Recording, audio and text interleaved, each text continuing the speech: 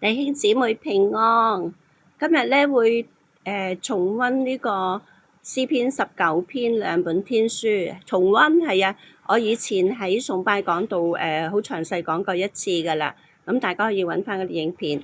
咁啊前一橛咧就係自然之書啊，咁自然之書咧就係普遍啟示或者稱為一般啟示或者稱之為自然啟示嘅一種。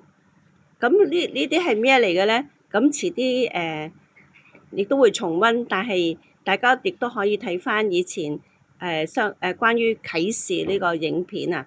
咁啊，另外咧就係下半橛咧就係聖經之書啊。咁你去到稱為特殊啟示之一。咁特殊啟示係乜嘢咧？咁大家就要去睇翻之前講過啟示嘅影片，或者大家留意我繼續咧會講呢個啟示呢個主題嘅。詩篇19篇，諸天述說神呢個係大能神啦的榮耀，穹蒼傳揚他的手段。這日到那日發出言語，這夜到那夜傳出知識，無言無語也無聲音可聽。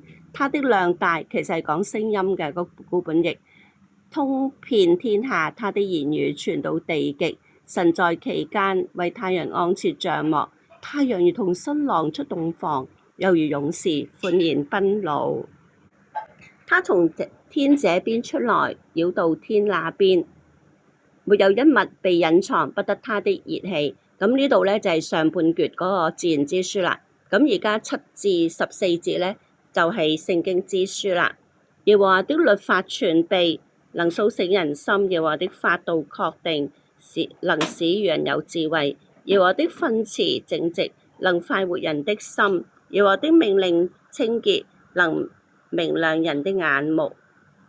耶和華的道理潔淨，傳到永遠；耶和華的典章真實，全然公義，都比金子可羨慕，且比極多的精金可羨慕，比蜜甘甜，且比蜂房下滴的蜜甘甜。況且你的僕人因此受警戒，守着這些便有大賞。誰能知道自己的錯失呢？願你赦免我隱然未現的過錯，求你攔阻僕人不犯任意妄為的罪，不容這罪克制我，我便完全免犯大罪。耶和華我的磐石，我的救贖主啊，願我口中的言語，心裡的意念，在你面前蒙悅納。這是上主的話。